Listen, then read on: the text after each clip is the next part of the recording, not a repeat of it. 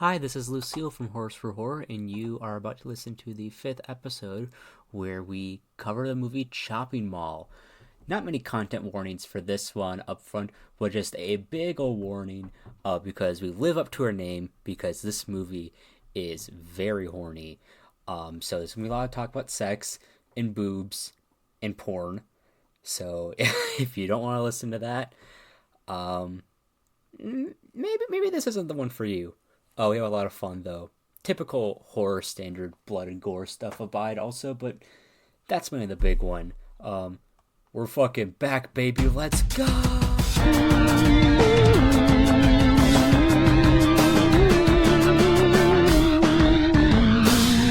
Welcome to Horse for Horror. This is a podcast where three friends get together and talk about what they're watching in the world of horror. I'm Lucille. I'm Tabs. What? Will. What? You guys are real? Fuck. We're real? What the hell? Oh my god! Oh my god! I've been trying to get you back for ages! Holy shit, where have you been? I don't know, man. I don't want to talk. I don't know. I've seen some things. I've eaten dirt. Did you get skinamarinked? I got fucking skinamarinked. It was fucked. Oh no! What happened to you, Will? I was in the dirt. I was eating dirt. Tabs got skinamarinked and Will got outwaters. Perfect duality. Shout out to both of those movies, by the way. Both of those movies are fucking great. Shout out. I like those movies. I haven't seen one of them. I won't say which one. I haven't seen either of them, and like the latter movie, I have never fucking heard of. All right. Well, Lucy, why don't you tell us what we're here for? What are we doing? Oh, why did you bring us back from the death? From the death? From the dead. I got bored and I missed you all so much. So I want to pull back the red curtain a bit. All three of us have been so goddamn busy over this past while, and when I recorded the Annihilation podcast, we also had recorded a separate podcast that we were going to do as our comeback. I have no idea what happened to any of that or where any of the audio went for that. No one can seem to find it. So actually, that was just kind of... Actually, I think I may have the files for that, like the raw Audacity files. Well, ooh, maybe we can put that out at some point. Oh yeah, bonus episode. Bonus episode. But yeah, I decided that I want to bring this podcast back, this little baby of mine, because I love this podcast so much. Oh, he's so cute. And, so baby. He's so cute. And the first 4 episodes, we watched some pretty good movies. We watched some pretty good movies. We watched The Thing. We watched Saw. We watched Monster House, which was fine. And then I watched Annihilation. And after such a heavy episode that was Annihilation, I figured, when I bring these two back, we need to get stupid. We need to get stupid. We gotta get crazy. We gotta get sexy. Stupid, we crazy. gotta get... Oh, yeah. We gotta get sexy. Yeah. We need to get... We gotta get fucking breasted boobily. We need that. We truthfully need to. It's called Horse for Horror for a reason. If there's no boobily breasting or breasted boobily, then we failed our job. So, I took it upon myself. One of my favorite things to do with a group of friends is just show some bullshit. So today, bullshit. I showed Will and Tabs the 1986 classic, I'm using classic in air quotes, Chopping Mall. Which, speaking of breasted boobily, boy howdy, does this movie got some tickle bitties in it. Yeah. I hate that I say I forgot how many tits there were in this. There is so many boobs that... As a feminist, no, but like, there was there was some big ol' I don't know. There was some big ol' things. There were mommy milkers. Before we get into... Sorry. We all just paused and looked at Will. There were no daddy milkers, though, which is a real shame for Will. Yeah, I was real sad. I was crying. You literally were. I think I remember in the screen you like burst into tears. We had to pause and we were like, "Are you okay? Are you okay?" And you're like, "There's no fucking man milkers. There's no man boobs." And I was like throwing Where shit. are the moobs? I was throwing shit. I was having a moment. Yeah. Relapsing. Relapses. Anyway. Lucy, why this film? You know? I know it's silly, I know it's goofy, but what made you really go, we gotta fucking watch this one? Tell us about this movie. Tell us. So, we're sitting here. Shopping Mall. We're listening. Tell us. Alright, I'll tell you. Shopping Mall is a movie that I have seen before, and I've been aware of it for quite some time now. It was always kind of... It's a cult favorite when it comes to slashers, and I've seen it once before, and I had some fun with it, and coming back, I just kept thinking about some random bullshit that we could watch. We were just scrolling through Shudder, and we found some good picks, but I think we ended up agreeing on Shopping Mall because it's 76 minutes. Like, it's a quickie. Easy breezy, in and out. Good old quickie, in and out. Oh my god, this movie kind of drags for being 76 minutes, yeah, though. You know, for those who don't know the premise of Shopping Mall, it is essentially a movie that takes place in a mall. I know, shocker. That basically gets, like, instead of just, like, normal security guards, they employ, well, I don't know if they employ them, but they have killer robots, or as what the movie was supposed to be called, or was originally called, killbots. And it's all shot in a mall, and the main cast of characters is a group of, like, 20-somethings who all work at the mall, who stay after the mall closes to do some, 20-somethings shenanigans. And these killbots end up being aptly named because they do some funny little killing. Yeah. This movie's fun. Like, honestly, like, I would say, even though I said it drags a bit, it's very short. So if you're looking for something short, stupid to watch, honestly, I would say give it a shot. Yeah, and I enjoyed it. I don't think I was like, oh, fuck yeah, this is, like, such a great movie. It is definitely and I was right about this feeling. It feels like a porno. Like, mm-hmm. And yeah. Apparently that is correct because the director of this movie went on to make porn parodies of movies.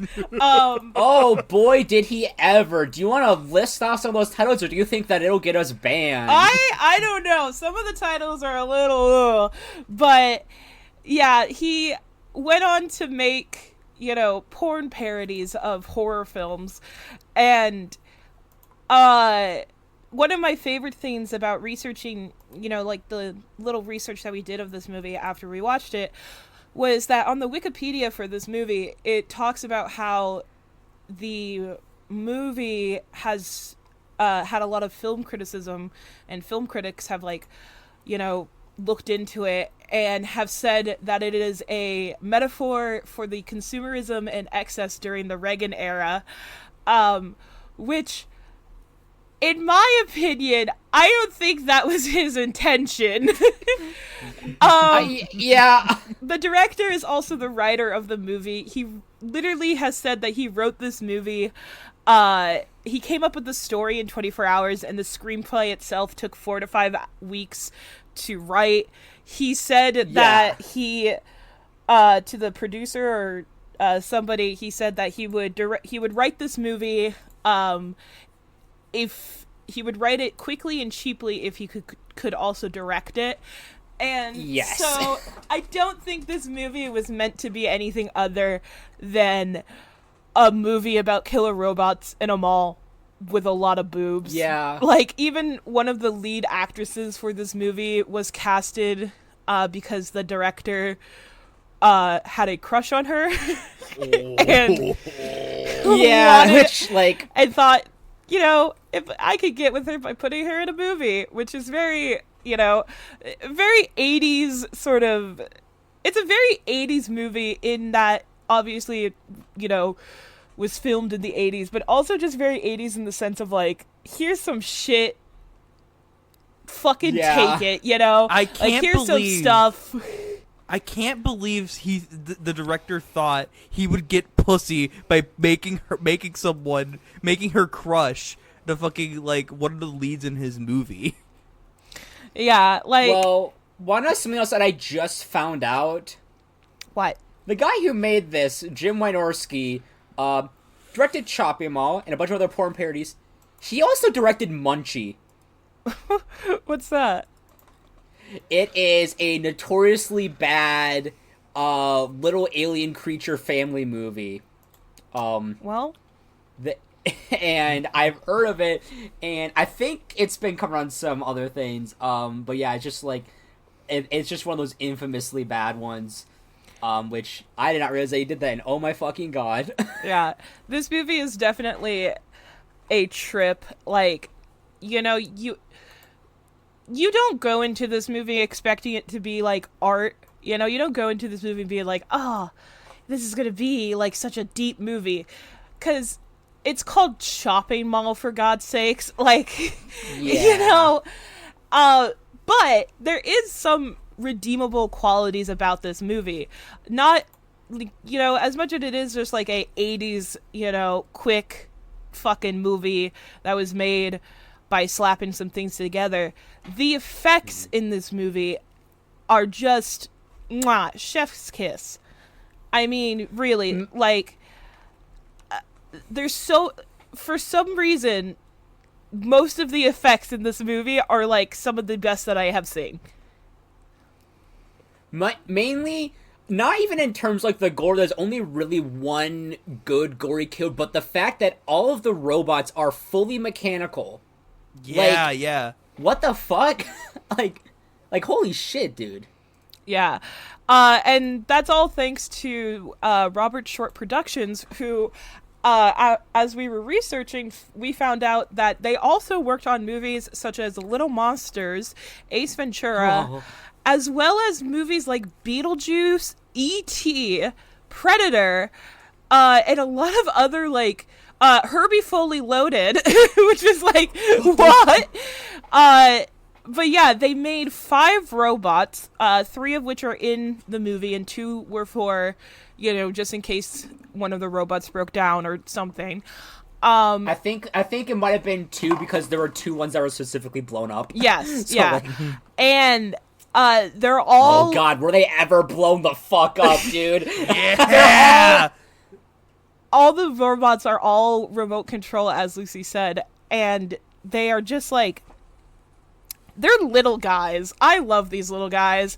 They have little... I love them so much. They have little arms, and there's like a few times in the movies where they raise their little arms, and it looks like they're like, give me a hug. I love you. Give me a hug. And then... It reminds me quite a bit of the way the robot in A Grand Day Out reacts at times. If anyone's seen Once You're Granted, where like the robot just kind of raises hands in the air, just kind of waves them around a bit. It is just like moving really fast on its little treads. It's very cute. I'm just like, oh, it's fun.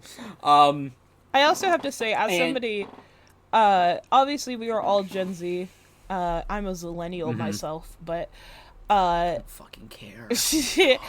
I really do like this the 80s mall aesthetic, like the fashion and like just like the 80s mall aesthetic of this movie was obviously on point. I mean, it was the 80s, so it wasn't like they were referencing. Yeah. They were just quite literally shooting in a mall in California, in the Sherman Oaks Galleria, which is in Los Angeles, California. And yeah, just like when I was a teenager, going to the mall and like hanging out for a few hours was still like a thing. Yeah.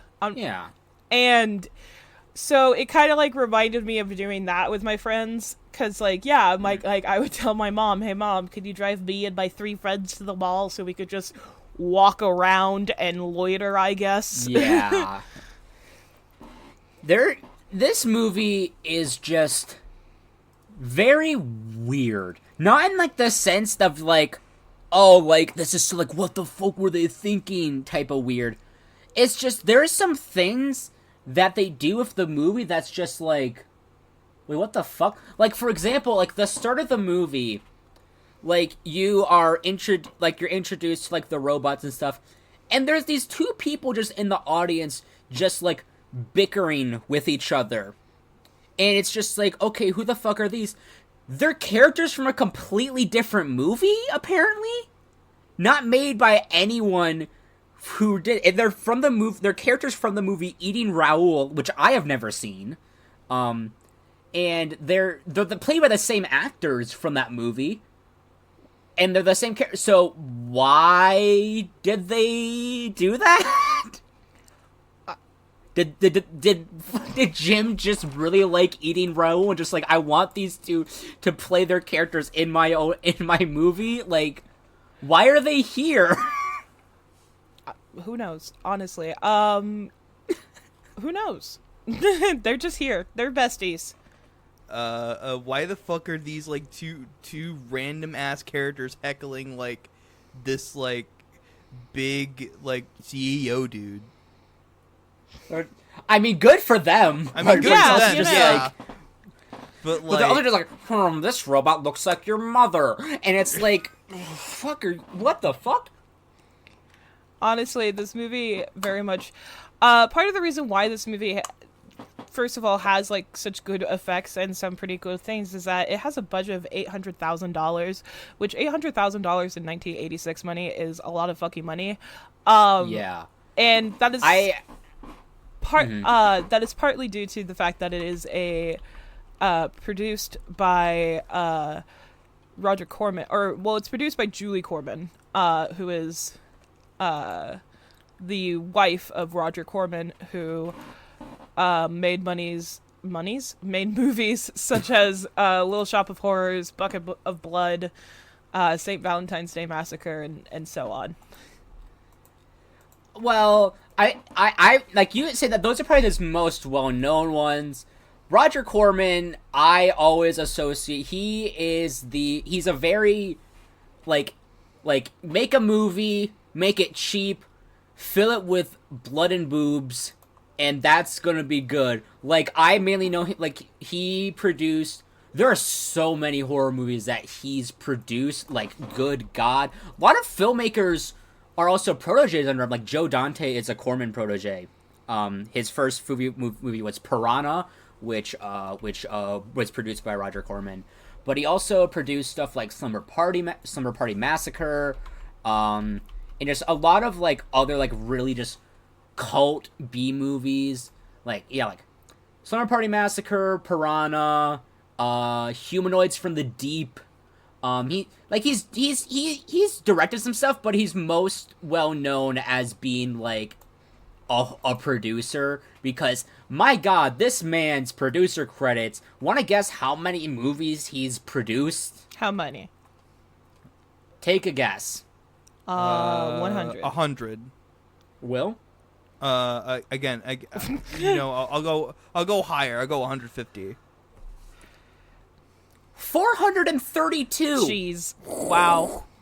And this man is still working to this fucking day. He's still fucking going. This man is 96 years old, and he's like, you know what I'm gonna do? I'm gonna make movies, and that's my life. he produced the fucking movie that came out in 2019. Like, that was the last time he produced the goddamn movie, but, like, he's also been in some other stuff. He was in a documentary about Boris Karloff that came out, like, 2 years ago. Wow. Like, this man's still doing shit.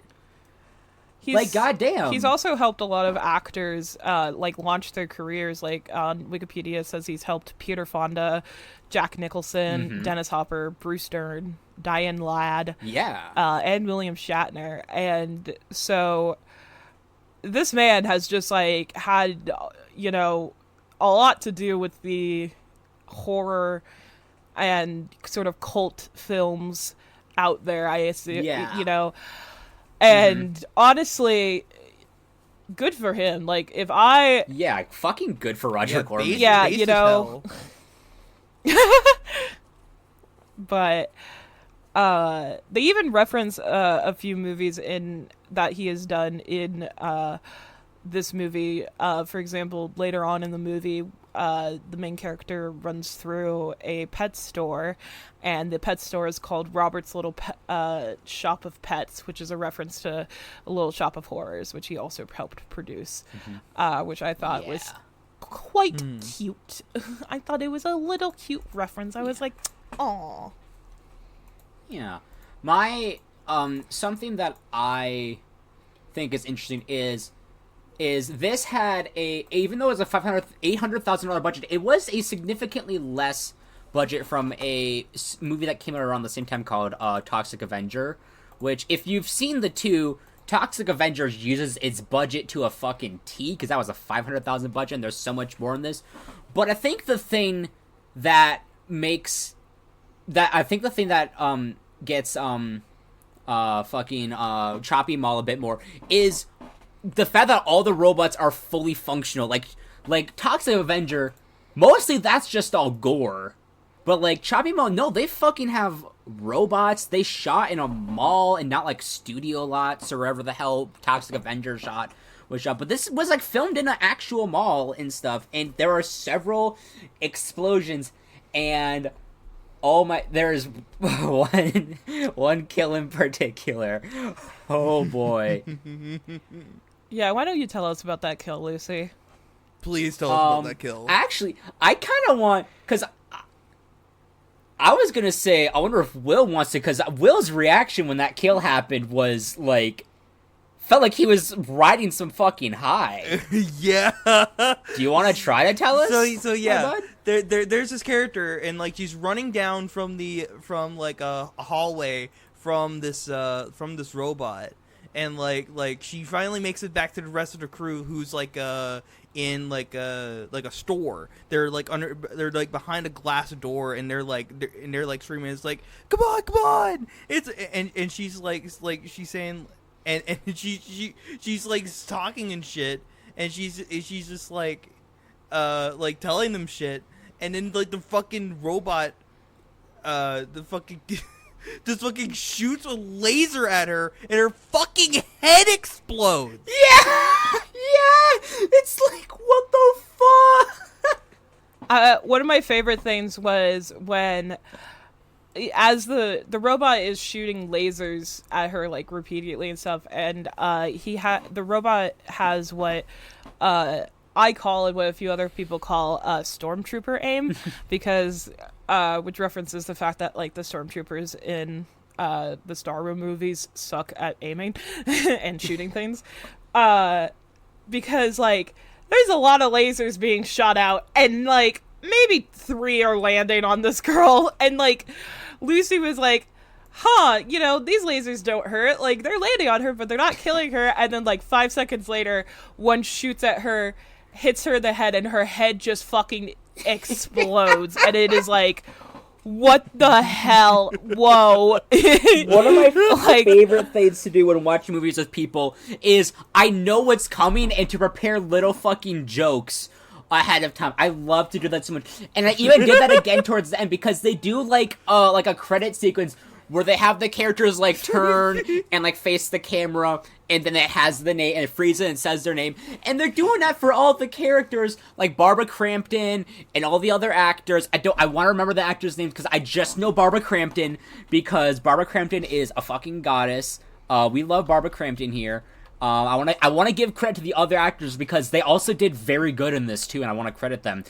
We got Kelly Maroney, Carrie Emerson, Tony O'Dell, Russell Todd, Nick Segal, and Susie Slater, who is the character whose head blows up, and they're all, for the most of they're just turning around and looking normally.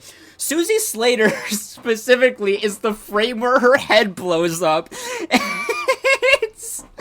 It's like, I don't know why they did that, but it's fucking incredible, and I love it so much. We did mention a bit about how, like, the characters, like, mostly just kind of, like, it's a very horny movie. Like, oh my god. Like, but there's something to that to where it's, like, I kind of liked how some of the characters were to go. Like, a couple of their interactions I thought were kind of nice. Mm-hmm. Yeah.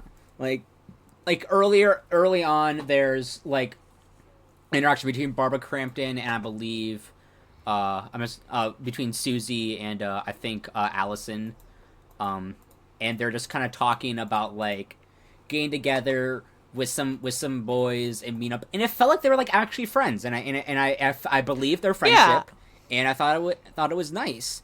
And there's another scene, yeah, and it was like it. Yeah, and I feel like it was like some like organic like writing. Yeah, like where it's sort of like yeah, like these are friends. Like keep like they're besties. No like exposition really.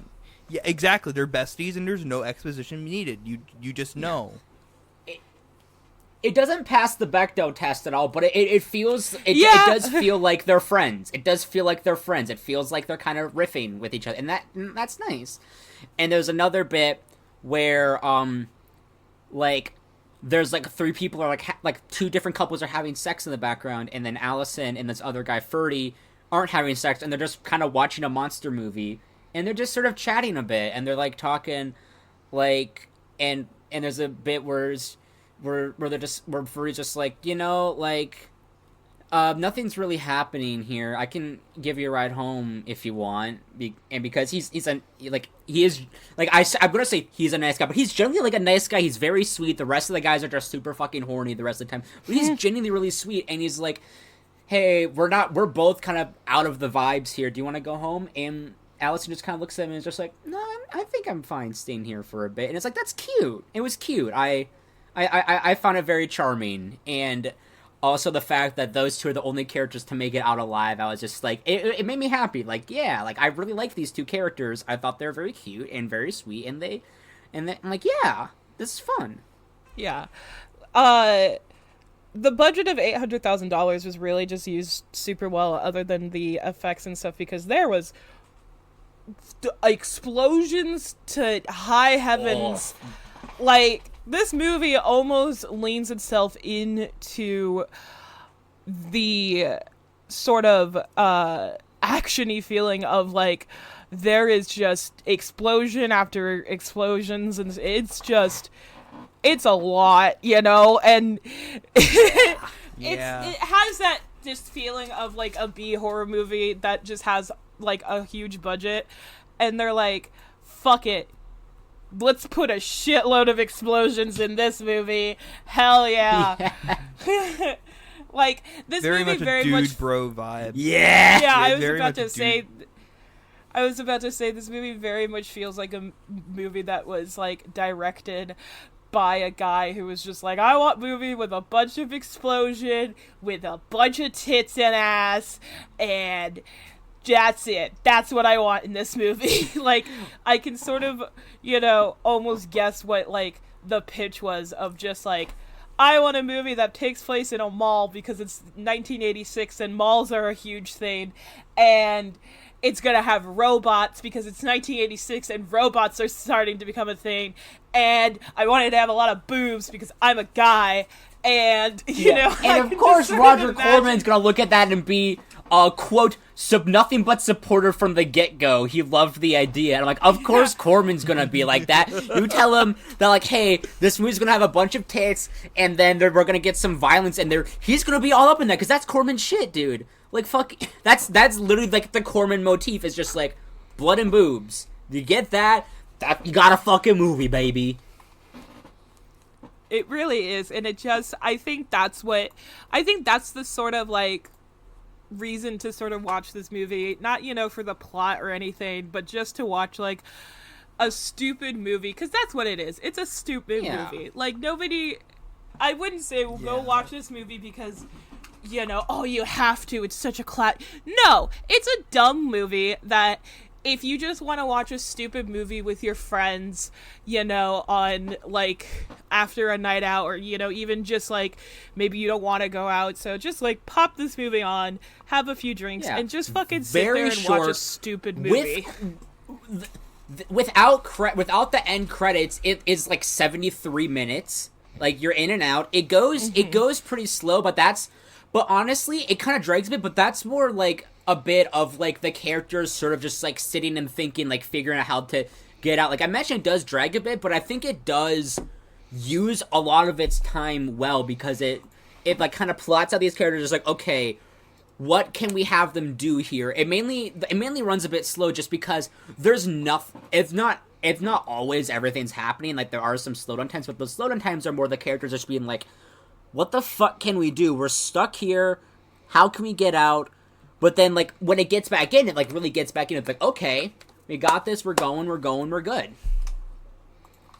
And, you know, to be quite honest, too, don't go into the, you know, when you watch this movie, be prepared to be like, this is a stupid thing. What are you doing? Because a lot of the times, you're just, like, sitting there like, girl, just, like, fucking don't do that, you know? Or, like, they really were just, like, the characters in this movie are stupid, and that's what makes it great. Yeah. That's what makes it great too. Like, yeah. Oh, go on.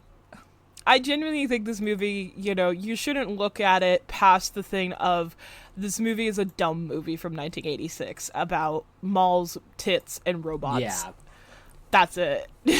Yeah, it's a classic. It's a classic.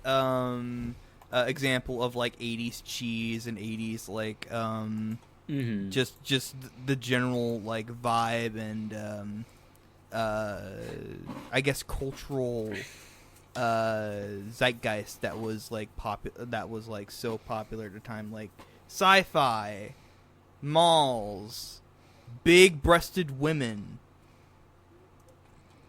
Yeah. And it's definitely not a metaphor about fucking excess and consumerism in the Reagan era. I still love it's such a film critic thing to do, of being like, yes, this movie is definitely a metaphor for something completely deeper than it actually is, you know? It reminds me of, like, there was a time where the Adam Sandler movie That's My Boy was like giving a slight reappraisal for being, like, a really good commentary on class, and it's like, we're not fucking doing this. We're not fucking doing this, dude. We're not doing this to That's My Fucking Boy. We are not. But I want to give a couple other things that I thought were very fun. The fact that after every single kill, the robots say, "Thank you, have a nice day." Thank you, have a nice day. It's wonderful. Nice it's day. Like, after every single kill, without fail, it's wonderful. It's like, and aside from the head explosion, I think my aside from the head explosion, if there wasn't that head explosion, I think my favorite kill has got to go to a Dick Miller. Which, shout out to Dick Miller, by the way, amazing character actor, passed away 2019. Rest in peace. Mm-hmm. Man, what a fucking guy. And so many Joe Dante works. If you love Joe Dante and you've seen a Joe Dante movie, you've definitely seen Dick Miller before. He's been in some other stuff. In this movie, he plays a janitor who's in a brief little scene, and he gets really mad at one of the robots, and the robot shoots out a taser on his mop water and electrocutes him, and he kind of sizzles for a bit, and the robot's like, "Thank you, have a nice day," and he lays down, and it shows his little fucked up face with smoke, and it overlays a character going, "You know, smoking's bad for your health," and then cuts to a couple characters, like, about to, like, smoke a cigarette, and it's like, we just erupted into laughter after that. Like, that, it's genuinely really funny. Genuinely a really funny joke.